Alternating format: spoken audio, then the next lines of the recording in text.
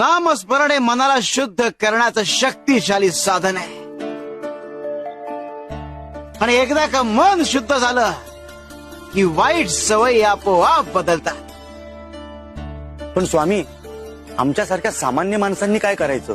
म्हणजे आम्ही समजून घेतो, पण कधी कधी राग आणि लोभ यावर ताबा राहत नाही आमचा. भुजंगा, राग आणि लोभ हे मनाचे दुर्गुण आहेत आणि त्यांच्यावर नियंत्रण ठेवायचं असेल तर आधी संयम शिकायला हवा.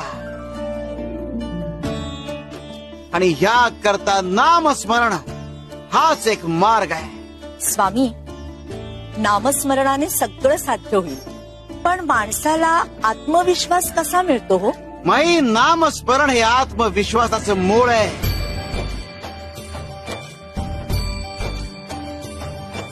नामस्मरण केलं की मनात भीती राहत नाही आणि आत्मबल निर्माण होता.